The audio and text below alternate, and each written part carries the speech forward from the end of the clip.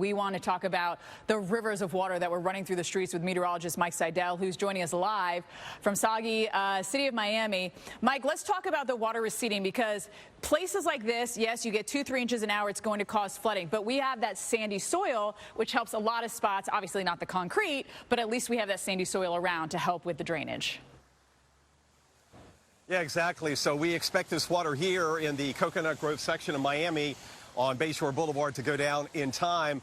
I haven't figured out where the drain exactly is, but it's we haven't been here long enough to figure out how fast the water is going down. We've been here about 20 minutes, so that's how it stands here. Traffic slowing down with the leftover flooding. Skies are clearing. The rain is over with. Miami had 7.5 inches of rain yesterday. That's their wettest day this year, and as Jim mentioned, their wettest day since I think it was May of 2012. So that's kind of puts it up there in the record books. As far as power goes here in Dade County, we've got about 63,000 customers without power. To put that in perspective, that's about 5% of the power base, 5% of the customers. 1 out of 20 Miami-Dade without power, mostly because of that wind. And we had wind gusts where I was, 50, 60 miles an hour last night.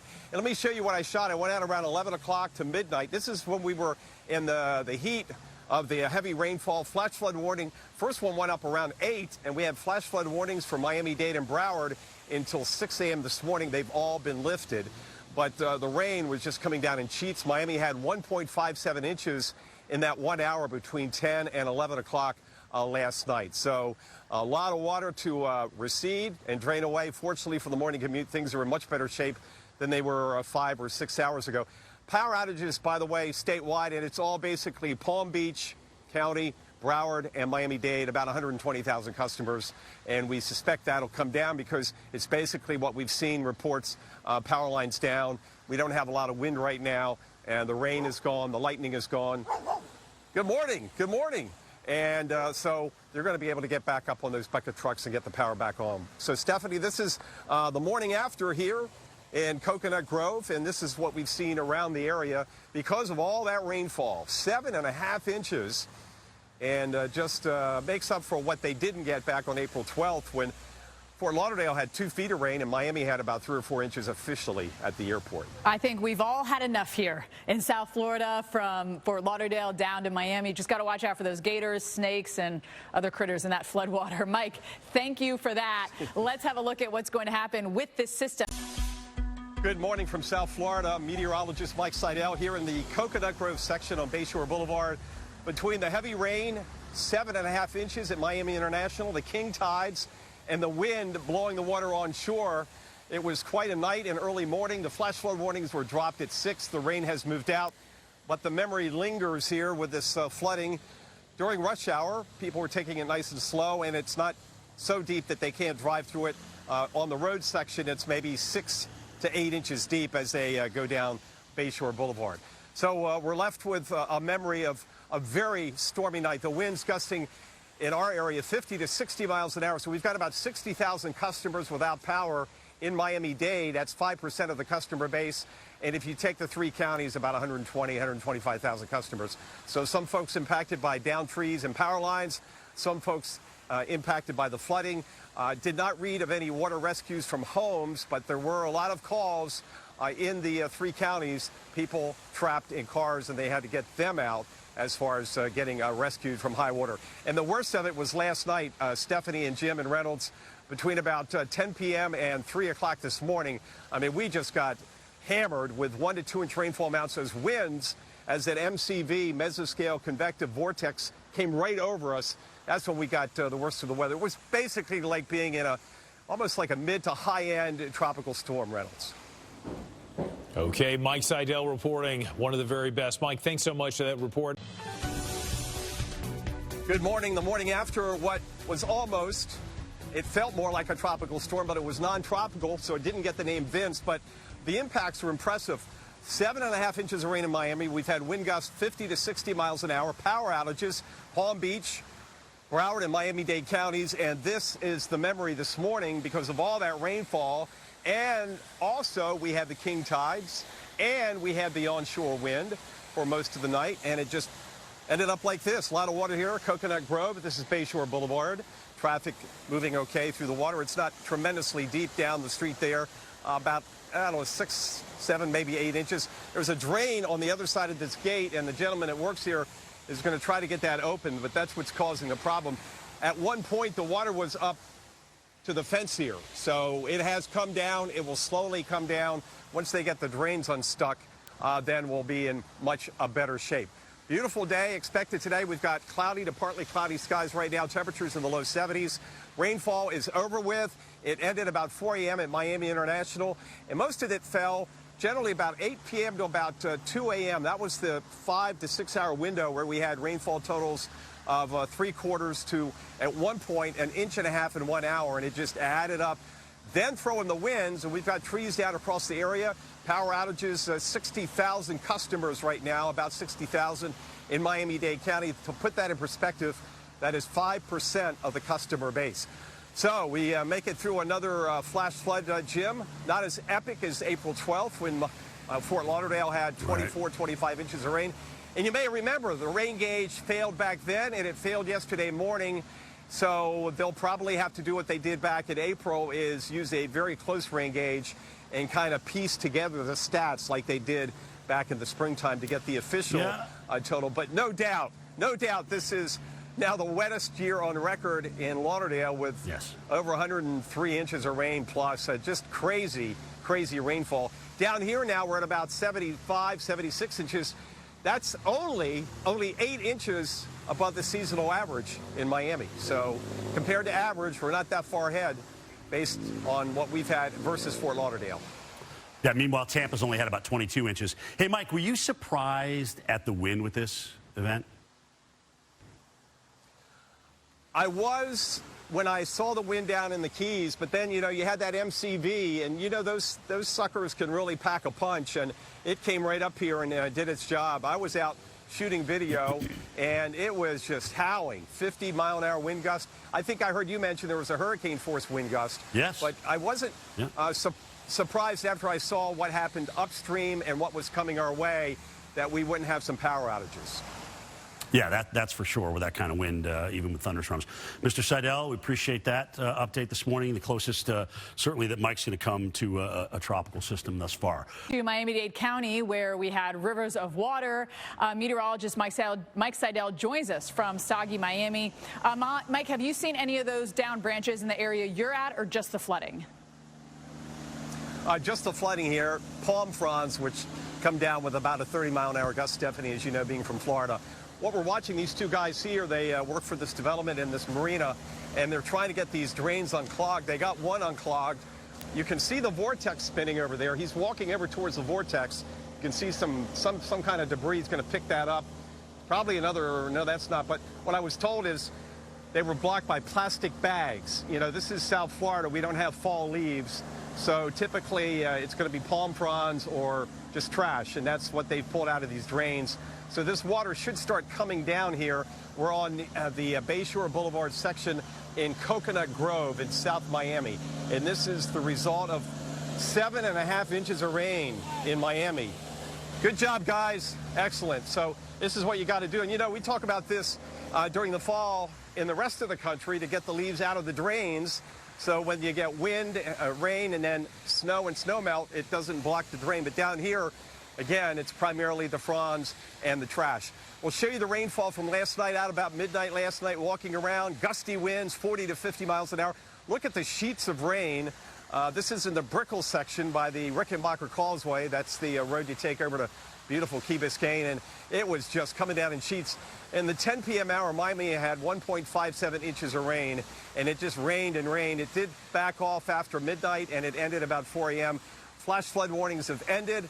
We've got partly cloudy to cloudy skies, a nice breeze. Temperatures this morning are in the mid-70s, but we still have the residual effects of the standing water. And the power outage is still about 120,000 customers. Palm Beach County, Broward County, and Miami-Dade counties. That is a small subset of who. What is this gentleman doing here? Oh, I guess they're turning left. Oh, they're coming in into the marina. I wasn't sure what the motive was there. They're coming into the yacht club. But back to the power outages. About 5% of customers here in Miami-Dade did lose power. Those winds were pretty fierce. And as Jim mentioned, Steph, all we needed was that front to go away, but it was attached to the front, so it was non-tropical in nature, but it had all It had all the characteristics with the wind gust, the sustained winds every 30, 35 miles an hour, 7 to 12 inches of rain, flash flooding, and power outages of a tropical storm here the week before Thanksgiving. Yeah, I mean, hurricane season goes to November 30th. You know, Mike, I've seen you push cars out of snowbanks, seen you shovel, I've seen you brush off cars. Are you only a helper in the snow, or why weren't you out there cleaning that drain up? So I'm not, well, I thought about it, but these guys are the professionals, and they had the equipment. I see. They had two. I see. Yeah, that's why. Yeah, exactly. Make sure that's mentioned in the post-mortem show meeting. Exactly, I will. I will make sure. Mike, thanks for your report and playing along with us this morning when we like to give you a little bit of a hard time. We're all like brothers and sisters here. We're a family, so we're just messing with Mikey, and he does not get offended at all. Good morning. I'm meteorologist Mike Seidel. We have moved from Miami, South Miami, to Miami Beach, and this is the Flamingo Park section off Meridian. And we talked about the flooding, but we also had a lot of wind gusts 50, 60 miles an hour plus, knocking out the power. And this is the worst we've seen so far. There was a lot of debris, but they have done an excellent job of cleaning it up. But we have this, I don't know if this is a banyan tree on top of an SUV, and that's obviously a total loss. Brad Reynolds grabbing the pictures. And then, Brad, if you shoot down the street there, you can see the land maintenance truck, landscape maintenance truck. They've cleaned up a lot of this, but there's just a lot of damage here. This tree came from over, this limb came from over on the other side of the fence, so the fence has been bent right here. So this is about the worst of it that we've seen. There's a lot of tree limbs down, palm fronds down, that they've cleaned up very quickly this morning at first light, and we can hear a chainsaw on the other side. You want to walk around there, and we'll see what we can see down the street here.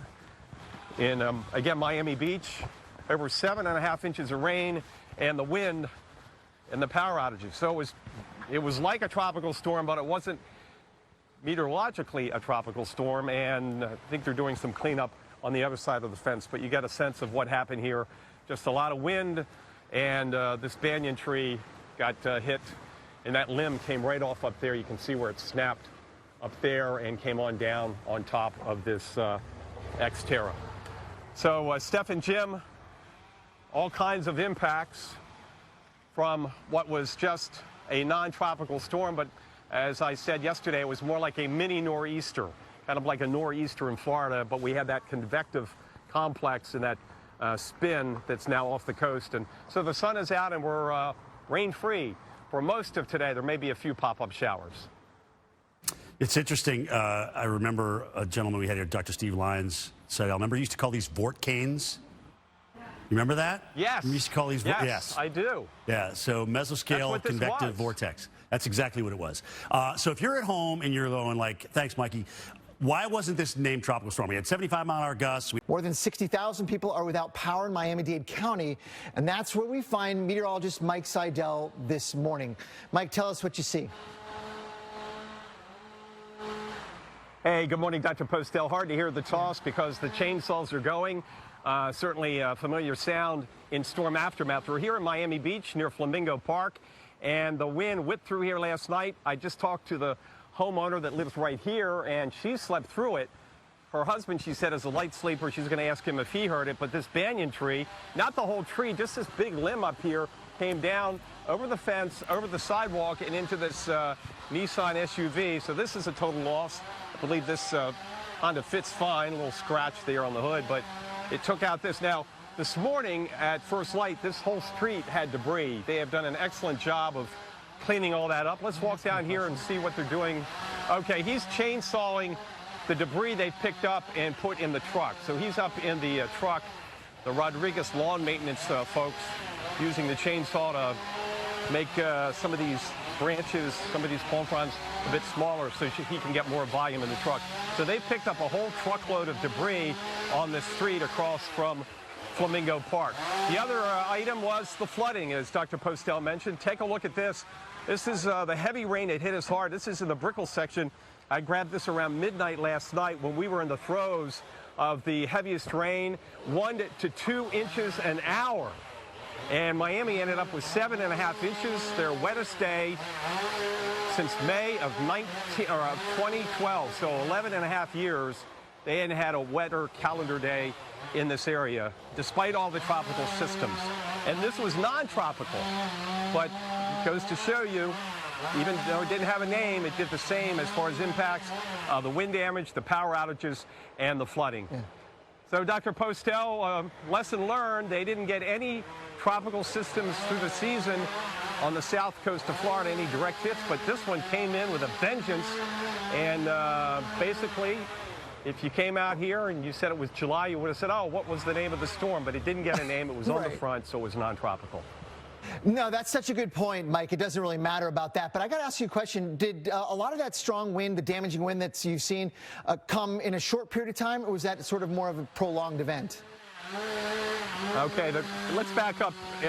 I missed the last part of the question. You mentioned all the strong wind was associated with what? Did it come really short in a short period of time, or was it sustained over a longer period? Well, where I was in South Miami, it was around for a few hours, and it was associated with the MCV, the mesoscale convective vortex, and that's the same system that spun up a possible tornado down around Marathon. Remember, we had the tornado warning around dinner time last night, and there were all these special marine warnings for waterspouts. So when that came up into Miami-Dade County, that's when we have the highest winds and gusts 50 and 60 plus miles an hour. So no, it was not boom, it was gone. But we did talk to one couple earlier, and they said it sounded like a train. So I don't know if maybe we had a quick spin up here or not. It's hard to say, but that certainly is in the realm of possibility based on what had happened upstream in the Keys. Yeah, Mike, that's a really good point. There were a lot of supercells and the potential for waterspouts and tornadoes all across southeast Florida last night. Some of that could be associated with the damage locally that you've seen there. Mike, thank you very much. And as the water continues to recede, that's good news. Reports of heavy rain and even hurricane-force winds, though, are now just starting to come in. Meteorologist Mike Seidel is on the ground in Miami-Dade County with the latest. Mike. Good morning, Dr. Postel. You can hear the chainsaw, synonymous with aftermath from tornadoes and hurricanes and tropical storms. This was not that, although there could have been a spin-up here, a quick spin-up. That's not out of the question, but it did bring a huge part of this banyan tree, this limb, down across the sidewalk and fence and on a couple of cars. One car was in decent enough shape to drive away earlier this morning. And we've got Wallace Kahn here, who was, well, maybe not awake when it hit, but just tell us what you heard overnight, because you're right back here. So we were in Brickell last night, and we had water up to our knees. And we came up the causeway and almost weren't able to come to Miami Beach around about 9 p.m. we got home. And it sounded like a freight train all night long. We lost trees on our street. Unfortunately, this historic banyan tree was cut in half. And this poor guy wakes up to a terrible disaster. Nissan that's not going anywhere. And really, I think it could have been a spinoff. What about, were you here for Irma in 2017? I was. In the same area? I was in Hollywood at the time. Okay, so you remember what Irma did in South Florida. And I saw some accounts on the internet, on social media, that they thought in some ways this was worse than Irma. I mean, we didn't have the surge, of course, and that kind of, but between the wind and the power outages and the heavy rainfall. What was the total? About over 10 inches? Well, officially Miami International 7.53. There were higher totals, but that's what we had at Miami International. The rainiest hour was from 10 to 11. They had about 1.5 inches. So you were driving across the causeway back here to the beach during the worst of it. How was the wind? Because you were driving into the wind coming across the causeway. So when we came onto Biscayne Boulevard and coming over onto the MacArthur, the car was being pushed from side to side, and the rain was so strong it was coming like it was a whiteout. You couldn't see Biscayne Boulevard, you couldn't see the bay, and it was so powerful. And I just can't believe that it wasn't a tropical storm. Well, there was a meteorological issue with that because it was on a cold front. It wasn't by itself. But the impacts are the same. Wallace, we thank you, and we're glad you're okay. And they're doing a great job of cleaning up here, right? Yes, they are. And we want to thank Miami Beach guys for getting us back in shape. And your power, did it go out or not? We lost we had flickers, but never a full power outage. Okay. Thanks. Thank you, guys. Appreciate it. You're welcome. Dr. Postel, there you go. on the scene. He was driving through the worst of it over the MacArthur Causeway into the wind and rain, and then got back here, and like he said, it sounded like a train all night long with that wind. They did put out a high wind warning at some point, but not surprising based on what we saw upstream in the Keys earlier in the evening and late afternoon. Mike, that was a really good interview, a great vivid description of what many of us in South Florida dealt with last night. Thank you very much. The good news is that system, and that's where we find meteorologist Mike Seidel this morning. Mike, tell us what you see. There's a lot of tree damage I've seen in some of your video shots there. Yeah, in some of the areas, these gentlemen were clearing up private property, and you can see this guy's got a trash can full of debris. They've got a truck full of it. They had to cut down some trees, smaller trees, looks like some palms behind the fence here. That's a private company. Now we have the city of Miami Beach is going to have to come back here. We've got a banyan limb that came down right off the top of this beautiful banyan tree. These trees are just gorgeous. They won't grow in a lot of the country because of the cold weather, but down here they're everywhere and provides a lot of shade. They're evergreen, as you can see, not deciduous. And we'll try to walk around here. Brad Reynolds will hop, skip, and a jump. Watch the curb, Brad. And this is the Nissan Xterra, which took the brunt of the damage. There was a car here, but they drove that away earlier this morning. And there was a lot of debris, but Miami Beach has cleaned that up. They're going to have to get out here and get this banyan limb, which is right on top of the Nissan SUV, and it kind of came off that limb, came over the fence. Sometime in the early morning hours, the high wind warning came up about 3 a.m., so there was a lot of wind even after we had the worst of the rainfall. Miami International had 7.53 inches of rain, their wettest day in 11.5 years. Let me show you some of the video. I shot this about midnight last night. This is in South Miami, not far from the airport, south and east of the airport, the Brickell area by the Causeway going over to Key Biscayne. And it was sheets of rain. This is when it was raining at 1.5 inches to 2 inches an hour. I never saw any lightning or heard any thunder, but boy, the wind was roaring through the trees there on Brickell, and the rain was adding up, and that's when we had the worst of the weather as far as the ponding, the urban flooding, and we had a flash flood warning for a lot of Miami-Dade and Broward County. They extended it, I think, twice, and they finally extended it late last night till 6 a.m. this morning. Sun is out now. It's going to be a partly cloudy and kind of muggy day today. Temperatures around 80. The dew point is 70, but that will come down going into the weekend. So the cleanup underway. Power is still out. I've got 94,000 customers, Dr. Postel, in 3 counties, Palm Beach, Broward, and Miami-Dade. And this is a situation where they should get the power on pretty quickly because we don't have a lot of wind. Winds are very light, so you can get the bucket trucks up, and they're doing the cleanup nicely. And it wasn't a situation where you had just huge stands of trees down across the wide area. By the way, the percentage of customers out in Miami-Dade was 5%. So 1 out of 20 lost power from this no-name storm here the week before Thanksgiving. Dr. Postel? Mike, thank you very much for that reporting there. Yeah, as the water continues to recede, that's good news there.